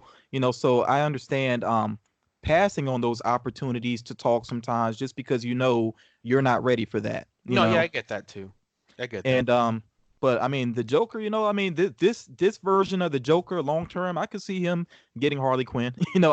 I could see that happening eventually because he's building up that confidence already at the end Yeah, of the see, and I think the perfect thing, like if they did do a sequel, would be maybe flash forward 10 years or something on the Asylum. He's somehow had a lot of time to, I don't know, whatever, have Harley, like he's talking to Harley Quinn, right? And it's just like Harley Quinn's on the actual couch, and it's a Joker kind of like halfway already into her head, and trying to convince her to, why don't you bring me one of them Anarchist cookbooks or something like that, sweetie, Yeah. something like that. That would be a great way to kind of start it. And I could see this Joker honestly being with Harley Quinn way more than Jared Leto's Joker because like we weren't given enough with him to say like how did they connect. All we saw was him Yeah, basically girls love a starting to be gangster, man. abusive towards her, but yeah, and I just think there's more to Harley Quinn. I think she actually would be that type to, in sessions with him, or at least if she found out about his past, the abuse and See, everything, to be that, sympathetic and get caught up that way. and I think that this Joker would never be the one that wears the pants in a Harley Quinn Joker relationship. I feel like he would be a puppy to Harley Quinn. But again, that's the origin. Like I said, we're talking Yeah. about 10 years later now. Ten Yeah. years Yeah. later, a lot of change because True. remember again, if Bruce Wayne, that boy, can become Batman, Joker can change a lot in that time. Yeah. I mean, because I've always thought about like the classic um, serial killers. They don't turn into serial. They just turn into serial killers at 30 because they had a bad day. It's like these sons of bitches are killing little animals when they're like 5. You know what I mean? They kind of have some kind of monster in them already. And I feel like this man is a complete product. Well, I want to say product of his environment, but this man does not seem like an evil man to me. Like, he doesn't seem like an evil man. He seems like a man that is getting revenge on a couple of certain people. And that's why I think even the fact that he kills the nurse at the very end seems, I feel like they should have just ended it after you wouldn't get it, and not have him run out into the hollow with Well, blood on his I, feet. I think though they're trying to show exactly what you said you want to see, like him getting to that point where he's cold and he will kill anybody, But to me, I and thought that was and inconsistent. honestly, with with him being in a hospital, we don't know how much time there was between that scene and the scene before it with the riot and everything. You And we know, don't know, how about this? We don't know if anything that even happened in the movie happened, yeah, because what if because he's in he's the hospital? unreliable. Yeah, what if he's in the hospital, right? And this whole backstory about, oh, boo hoo, I'm a poor guy that Yeah, everybody's beaten down, and that's all bullshit. And yeah, he's just thinking in his head, when I get out of here, what I'm gonna do. Like, he's never worn Joker makeup or anything. He's all, maybe he just doesn't like Thomas Wayne for some reason. He doesn't like Thomas Wayne. And he's just in the hospital thinking, you know what would be great? If I get out of here and I start this movement, and you know what would be funny? If I can get Thomas Wayne to get killed by somebody dressed like me and not even have to do it, and I start this whole thing, and that's the joke. He's a comedian writing a joke in his head, yeah. you know? And he may, and you know what? He may have, because he is an unreliable narrator, he may have killed Thomas Wayne just because he knew that this was somebody that could change things for the better. And Yeah. he, in his mind, he turned him, he lied basically to this person interviewing him and basically said, he was the villain and he did all these things wrong and this and that or whatever. Like it all could have been just It all made could have up. been bullshit, because when you think about it, every single person, every single one except for the little guy, the dwarf. I don't even know if dwarf is the correct word anymore. I don't know. Yeah, In this just world, little person, little this woke person. world, yeah. I think little person is even worse though, man. I would hate to be called a little person, but anyway. Um, Everybody is a complete asshole in this movie. Thomas Wayne is the biggest prick. His mom is awful. The talk show host, what was his Murray? Was it Murray Abraham or whatever his name was? He's awful. Everybody, I mean, his clown boss. They're all awful people, except for the girl, which turned out to be fake. But all these other people, is just like, is this just? Are we seeing them just through the lens of the Joker? And he really is that crazy, and maybe that's why we shouldn't sympathize with him so much, because when you think about it, like nobody in the movie ever calls the Joker, like they never assume that the killings on the subway were self-defense. Pretty much everybody thinks it was a spree killing by the Joker. Not even the girl, or do they mention the girl that was in there? Maybe I missed that part, but not even the girl comes out to say, "No, this wasn't self-defense. Like these guys were gonna attack me, and this guy kind of like saved me, kinda." And they started beating him up, and he shot him. Like that could just be the Joker's point of view, because maybe the girl was never even on that train, and maybe those guys were just sitting there, and maybe the Joker looked at them going like, "You're these rich, good-looking scumbags that I just don't like," and maybe that's what really happened. We just don't know because he's just an unreliable narrator. Yeah, and it's intentional. It's very much intentional to make things questionable towards the end because even the final moment, which I think looks amazing, with him putting the blood, like spreading the blood to create the Joker smile, which was just brilliant that they did that. It seemed a little too grandiose, and at that point, I was like, this moment of everybody around him cheering and everything, I'm like, I don't know if that's meant to be 100% accurate. And I like that it's questionable, though. I actually Yeah. like that it's kind of left up in the air. I'm that type of person. I don't need a neat little bow wrapped up on No. every movie that I see. So I actually like that some of it is No. Yeah. questionable. Yeah. And I like that. It makes you think about it after the movie. Like, there's a lot of movies where, see, maybe this is one of the things that Martin Scorsese was talking about. There's a lot of Marvel movies that I watch them 10 minutes later, I'm not even thinking about them. This movie has stuck with me for several days. yeah, and like I said, I still really I love the movie because of how it addressed mental illness, and it addressed some issues that we have in our society, including this separation of classes and all of that. Because um the lower class, they were just on edge and they were waiting for anything to kind of ignite that fire, Yeah. and of course, him killing those guys had nothing to do with him trying to start a movement, but it did, and he went along with it. And he felt like he finally had a voice in that way, which I will say it's unfortunate that some people feel like they have to do these very negative acts in order to be heard. I think there's, of course, a lot of different ways in the different outlets. Even through artistry, some people can find a way to deal with negative emotions and things like that. But the Joker's meant to be one of those guys that just didn't have another outlet, basically.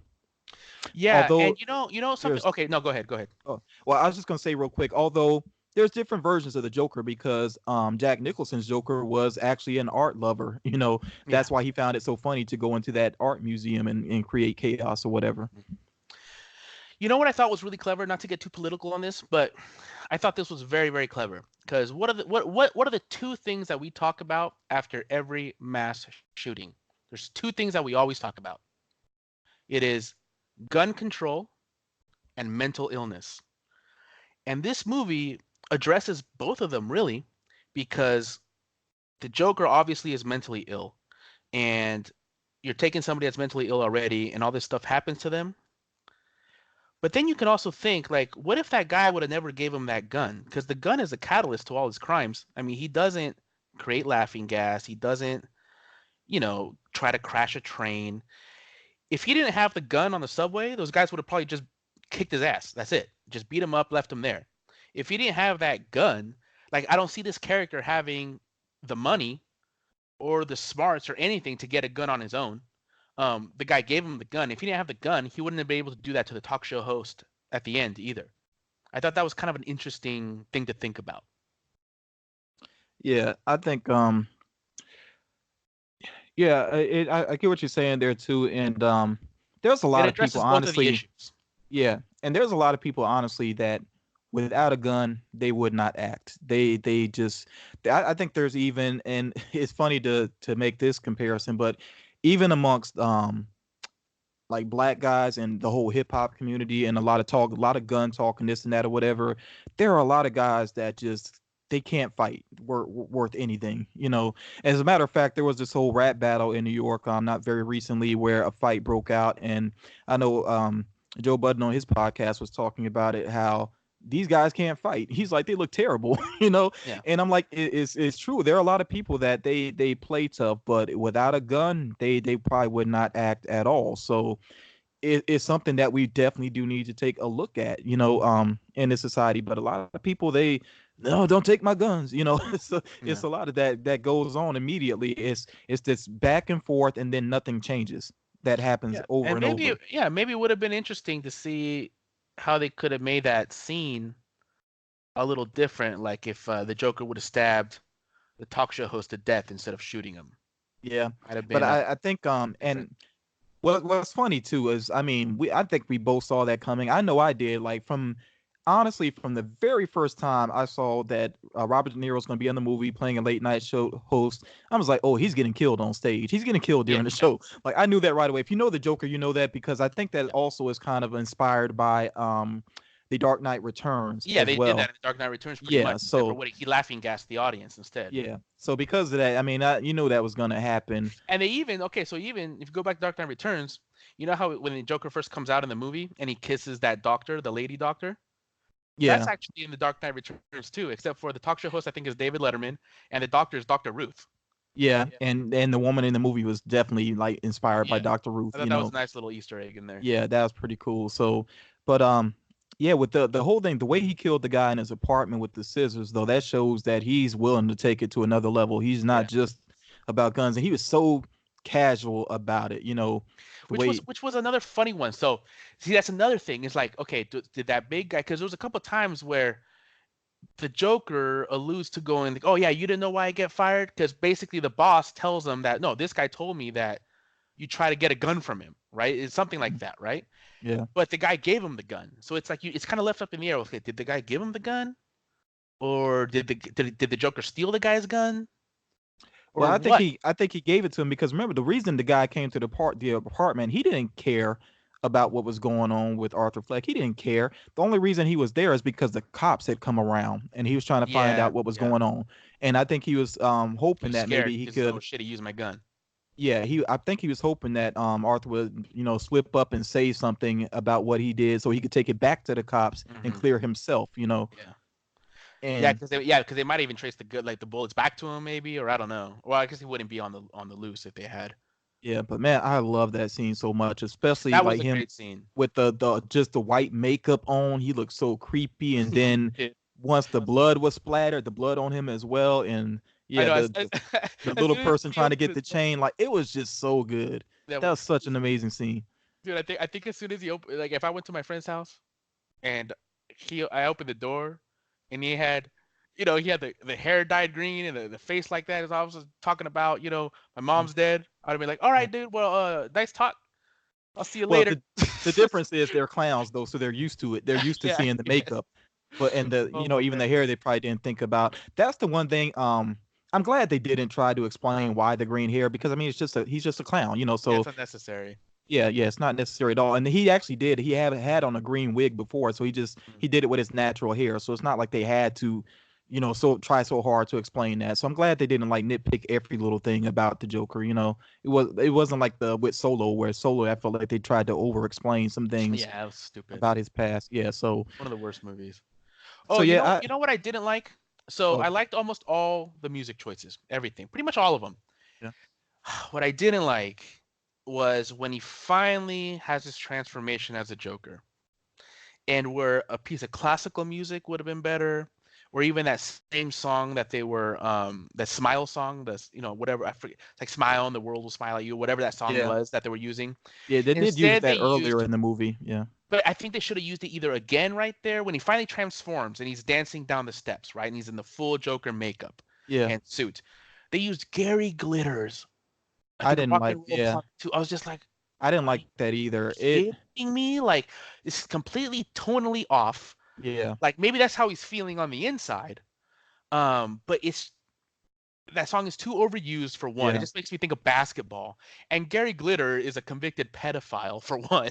It's just like, are we gonna really give this guy royalty money? This convicted pedophile that's in prison right now. Well, Um, I think in general in movies they got to stop going for A sides. Like let's get more B sides in movies. More songs that are not super well known. Like yeah, I just think of basketball. When I hear that song, I think of basketball.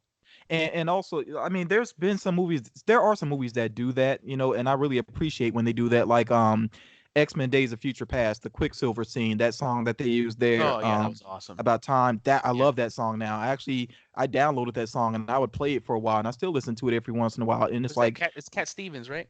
I can't even remember, but Oh, it's like I just appreciate using a song that's not super well known. I don't know why that happens and sometimes. I don't know if they use it's another song in that too, that Roberta Flack song. That's not too well known either. When Wolverine first wakes up in the 70s, yeah, true, true. it's like that great music choices in that. Yeah, This one had great music choices too, except it's just that one. I was just like that scene in the trailer was so great because they used yeah. the other song, right? Yeah, and I'm a sucker for them too, taking songs and twisting them Oh yeah, in a way that works so well. like It can Martin set Scorsese is characters the up so master of well. that. Yeah, and sometimes it sets characters up just to let you down, basically. Like, because remember the Pinocchio song being twisted and used to set up Ultron, and then Hmm. Ultron just kind of sucked as a villain, Yeah, yeah, you know. it was great for the trailer. But yeah, the Smile song was so great in the Joker trailer. Yeah, it probably would have been better to bring that back or just something else. Or bring that back and make it like extra echoey, or you know what I mean, like Yeah. make it more haunting for that I, scene. I I will give them credit though. It was funny the way they used that, because of course it was totally in his head, and then you see the cops just staring at him with no music. It's like it Yeah, was it was great to get some laughs in the movie. Some people will probably say it was way too serious. There were a couple of laughs though. I mean, that was a laugh. The apartment scene with the little person trying to get the hmm, chain was a laugh. I thought it was funny too at the moment where he was like chastising the cops for, causing his mother's stroke, that he tried to go back in the hospital and like the door the didn't open, exit. he Yeah, just rammed into it. yeah. Yeah, like it was just so awkward, but real life, it felt like real, like something that could Yeah, happen, he's an awkward dude. Oh, you know what else I really, really loved was when he's in the comedy club and he's in the audience and the audience is laughing at the Oh jokes yeah, and he's yeah, complete like when the audience is laughing, he's like not getting it. And then yeah, when it's quiet on the setups, he's laughing. And yeah. it's just like it's a perfect metaphor Mm. for how out of touch this dude is. Yeah, he's just not normal. Yeah, that was brilliant. Yeah, That was he's just really, I'm off. glad you brought that up. That was a brilliant scene. Yeah, I thought that was one of my favorite scenes as well. I think this is a movie that people will appreciate more in the long run, because there's so much to dissect here. There are a lot of movies where it's like that was good, but there's nothing to talk about. Like I would say even the first Avengers movie, good movie, nothing to really Yeah, dissect yeah. there Not though. one of You my know what I'm saying? favorites. Yeah. So yeah, like I like movies that give you a lot to think about. And I think this movie is going to be studied, and people will come back to it over time, and the appreciation will grow for it. Even some people that are probably like heavily critical of it now may look at it with different eyes later on. So that's what I really like about the movie. I think it's really going to stand the test of time, Well, basically. this will definitely become a classic, if not a cult classic, if it doesn't become just a straight up classic. Uh, or like the first Avengers, I will probably never watch that ever again in my lifetime, ever. Yeah, because that This one, that's I will. that's where that's the type of movie where Scorsese is like, okay, maybe this is what you're talking about, Yeah, that's but why and the first Avengers movie, yeah, it is like a theme park. yeah, It's like you go, but it's a thrill ride, and then it's over, and you don't think back on that thrill ride and yeah, think about, man, the engineers, how they curved this roller coaster. No, you don't think about any of that. You went on a yeah. thrill ride for a minute, and that's it.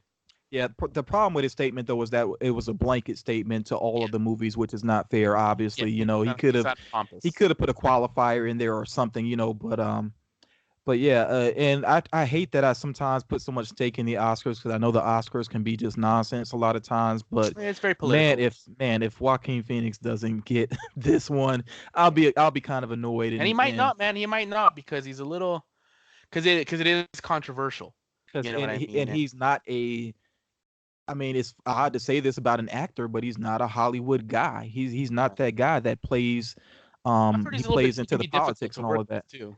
Yeah, yeah, and he actually is awkward. There are some people that play awkward really well because they actually are awkward. Yeah. Like I saw his interview that he just did with Jimmy Fallon, and that was really weird. Like it was And he's not like traditionally like a very great looking guy, right? Like if Leonardo DiCaprio was, and you know what, Leonardo DiCaprio, he's a good actor. Like I didn't think he was as good before, but after Django and The Revenant and stuff like that, I was like, okay, maybe DiCaprio isn't overrated. And like The Wolf of Wall Street, because I used to think he was a good actor, but a little overrated.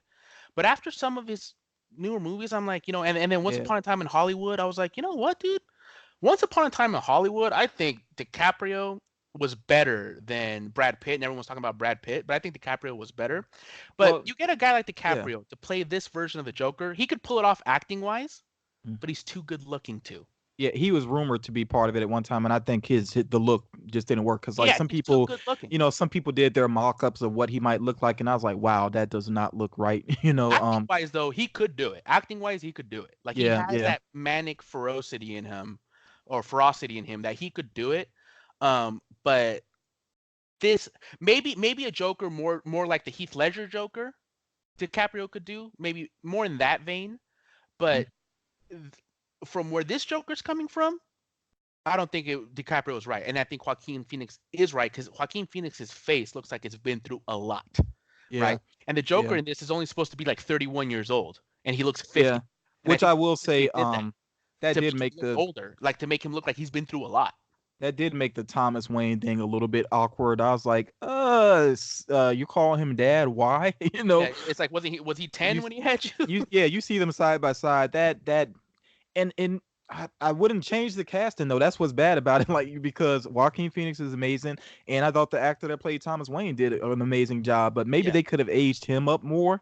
But Possibly. I I but don't I know. think that they purposely picked Joaquin Phoenix because I mean, have you ever met somebody like I know this girl and she's very pretty. She's had 3 kids.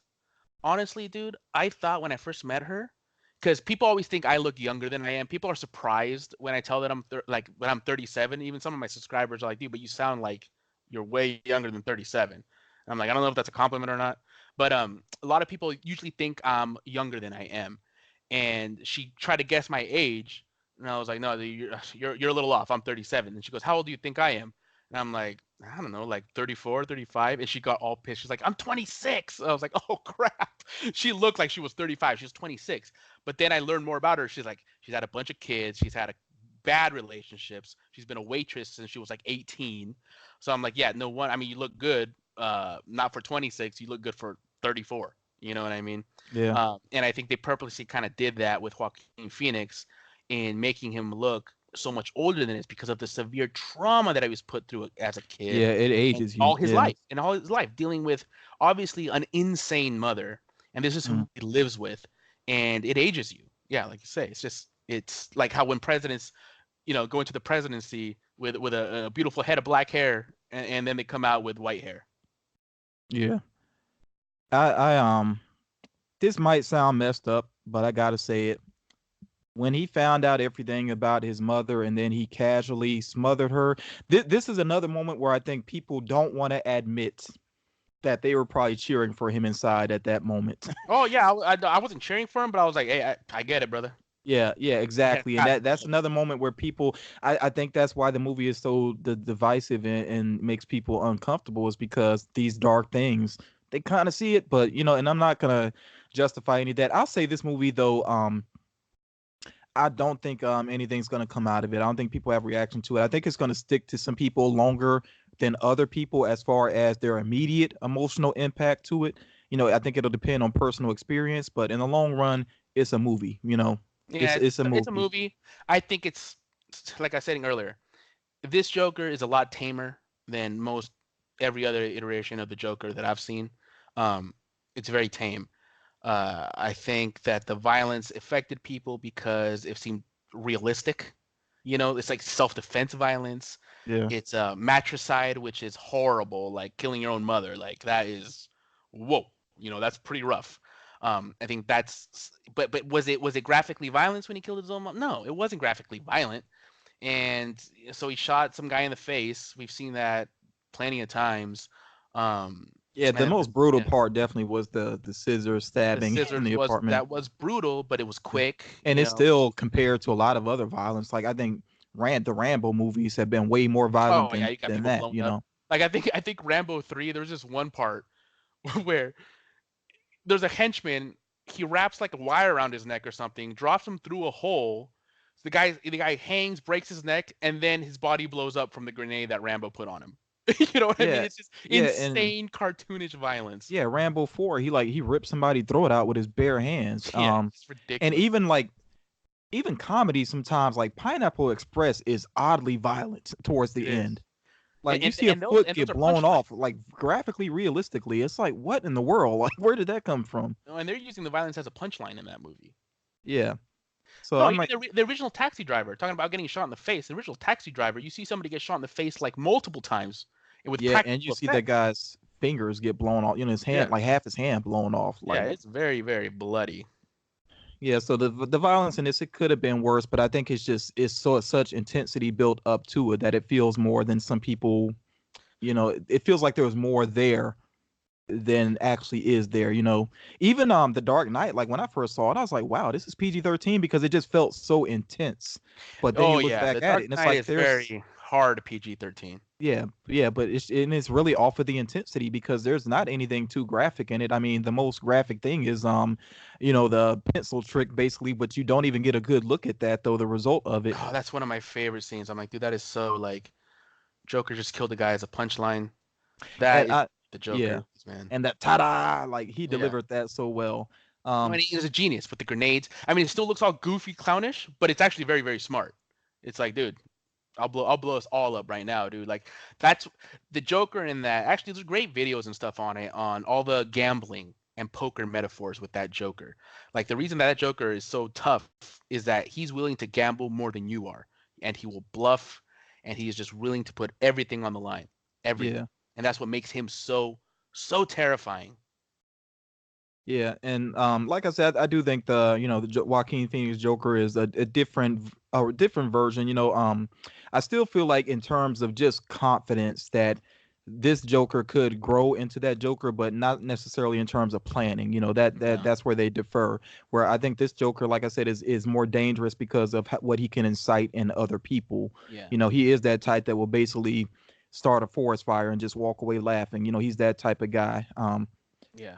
But yeah, like I said, I like the movie. I'm look forward to owning the movie and checking it out again. I hope Yeah, there's a definitely. commentary because Todd I hope Phillips, so. wow, like Has Todd Phillips done commentary in other movies before? I'm not. I think so because he did the Hangover movies, and that's what's so surprising. The guy that And directed the Hangover did this. well, he's a great filmmaker, man. Like, cause Yeah, the Hangover is great. yeah. But do So, you remember well, if the on first the one. DVDs? Oh yeah. Do you remember on the DVDs? I still think some of there's funny stuff in the other ones, but yeah, the first one's a near perfect comedy. Yeah, Um, but I don't know. Does he do I voiceover I commentaries on his I feel like DVDs? he does, because I feel like I listened to the commentary, at least for the second one. And I feel like he would because he's pretty open about talking about his movies. There's some directors that don't like to talk about their movies at all. Like they're like the Yeah. classic artist that goes like, well, I don't know. And Well, there's there's people, but already there's videos yeah, of him doing interviews about this movie. Like he has a he video might. talking about the final scene, and I'm like, I don't want to watch it. At least not right now. I want to check out a commentary if there is one, but I just want to kind of I think he'd sit. be game for it. And Yeah. one other thing before we wrap this up, I do want to recommend that if you've seen Joker and you haven't seen Taxi Driver, definitely go watch Taxi Driver Yeah. because it's almost like a reimagining. And also want to say that this movie could have not been called The Joker. It could have also just been a movie without the Joker. And it's kind of interesting to think about, would this movie have been as good? Would you have liked it as much if this guy was just Arthur Fleck and everything was the same except for at the end he did it like the whole motif wasn't a clown and the motif wasn't the Joker and he was just some other guy like, oh, I'm Well, the whatever. I think I would like it because it is basically Taxi Driver, and also I would say even like Or people Falling said, oh, it's Down. it's too much Taxi Driver. But like I mean, you think about Falling Down though. That's another good example of a movie like this where an unhinged guy just goes worse and worse as the day goes along. Have you ever seen that movie? Yeah, I have with Yeah. Douglas. Yeah, yeah, that's another Yeah, good it's a good example one. of it. So I think I would like it. It's just all about the direction and everything, and Todd Phillips That's a did a great classic job. So I scene think when this he would be gets pissed about the enjoyable. hamburger. I don't think I would have seen it in a theater, probably, Mhm. because honestly, if it wasn't for the Joker, this probably would not be a big screen movie. Yeah, just food for Because thought. Yeah, just food for yeah, thought. Like, would the open-endedness at the end be like would the backlash be even greater? Because it's like, okay, now this is a movie about a shooter that's being very sympathetic to him. no, I think it And would it would probably be overlooked because there are a lot of like in indie type movies, they get away with a lot more. It's not as yeah, controversial. Like they're just some almost food for thought. expected to push the boundaries. Yeah, just Where some food for thought. Not saying either yeah. way. It's just trying to put out something for people to think And about. what you're bringing up is a good point, though. I think that's another reason why this is so controversial because it is on the big screen. Hmm. Whereas if this was like Fox Searchlight or A23, something like that, then it wouldn't be as much big of a deal. Yeah. Because like I said, indies are pretty much expected to push boundaries. People aren't used to this with like big Hollywood movies. They just want Yeah. to. A lot of people just want to go eat their popcorn, turn their mind off, and just be thrilled. And this is so different from that. Yeah. Definitely. And I think it kind of crosses the wires because it's like, okay, this is based off of comic book characters, and yet it's that serious drama. It's just like, you, I mean, what else could you really compare this to? It's almost like a new animal, even though it is based off of things we're familiar with. Hmm. But I So hope it encourages more experimentation with comic book material in the future, though. yeah, I think they would. Maybe not with Marvel, but I think this is definitely the way DC needs to go. Yeah. I guess we'll see from Birds of Prey, but I'm very cautiously optimistic about that. It's hard for me to Oh, believe that's going to be good. yeah. But I before think we that's gonna go, be wannabe Deadpool. I think that's the yeah, vibe I'm getting the more I think about it. Wannabe Deadpool. Yeah. before we go, if they were to make pops of Joker, what three pops from the movie would you like them to make? Oh, that's a great question. I mean, of course, you got to have him. Okay, I would say, okay, the full Joker outfit at the end, of course, with a chase with the bloody smile. That would be Yes, awesome. I agree with that Um, one. I also would like him and just like he was in the apartment, no shirt on, the fully white face. If it would look right as a pop, I don't know how well that would play. I think they would have to make it look almost messy on purpose. The Well, white I on the think you'd have face. to have the white face, the Mm. green hair, a little bit of a like a green wash on the shoulders to give it more Yeah, detail, holding yeah. the scissors, and blood. He's got to be Or bloody. even the yeah, and even with that, I mean, they could do a chase version like before and after the murder. If Mhm. that. But I mean, Funko's done plenty of blood splatter, so yeah, that would make sense. I doubt they would do two chases, but if I had to choose one, Ideal definitely the world. bloody Yeah. smile. That would be the one to go with.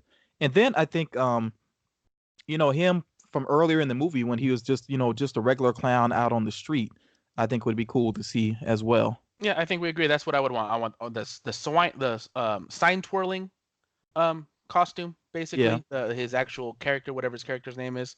yeah, Um, one with the full on Joker makeup at the end with the suit. I don't know if maybe in one of those dancing poses that he does, or holding a cigarette or something, or a gun. Um, one version of that, and yeah, the one in the apartment. But I would want it to be bloody, yeah. a nice little wash on the shoulders to make it look good. And they could even do two commons like they did with the most recent Hannibal Lecter, one bloody, one not. Yeah, that Yeah, too. yeah, but and no supporting characters because they would just look like plain, Yeah, I even can't Robert De imagine. Niro like Yeah. not necessary. So Robert De yeah, Niro would be the only one, maybe, but yeah, no, he'd just be a guy in a suit. yeah, yeah, but Maybe like I maybe said, maybe one of his minions, like not his minions, but the people that put on the actual that Joker mask. well, now Maybe that you something say like that, that, him with the mask maybe even as an option. or And somebody, holding in his hand. yeah, somebody did a custom of that for me where yeah, Jeff Funko Pop, and he actually did a custom for me with that the Joaquin Phoenix Joker holding the mask. Oh, nice. That's nice. I have Yeah, to and it turned take out a look. pretty well. So yeah, I'm gonna, like I said, maybe after Oscar season it could happen. Fingers crossed, because I like the movie so much, I actually would like to have a collectible as well. But if they don't do it at all, I understand, Mhm. But who knows? We'll see what happens with that. I'd say there's a good chance we're gonna see one in the future. Yeah, and I mean, I know we're mostly about Funko, but yeah, if they could do like a NECA figure as well, I'd be Yeah, on that. A statue, maybe even a DC statue, pretty sure I'd be people on want a that. hot toy for sure. Yeah, yeah, absolutely. So we'll see what happens with that. Um, you have any other thoughts you want to share with the No, movie? that's it. That's it, man. Okay, I do want to say for anybody that's still with us, I wish I had said this earlier in the podcast, but maybe we'll put it in the description that since we spent so much time focusing on the Joker with this and we didn't get to any listener questions, I think we'll do some extra listener questions in the next one. So any questions you want to throw us that throw our way, especially something that we can really dig into. Like I said, go beyond just what's your favorite pop, how many pops do you own, that type of thing. Give us something we really can sink our teeth into to discuss on the podcast. And yeah, we'll try to do some extra listener questions next time. I think we already have a couple that we can probably come back to. But yeah, that's something I definitely want to be a part of our podcast moving forward. Really get that listener involvement going on. Um, any final thoughts you have? No, man. Just thanks for listening. Take it easy, guys. Yeah, we definitely appreciate it. And I don't even know how long we went. We definitely dug in deep, though. This was really enjoyable. So hope you all enjoyed listening as well. And we'll catch you on the next one. Peace.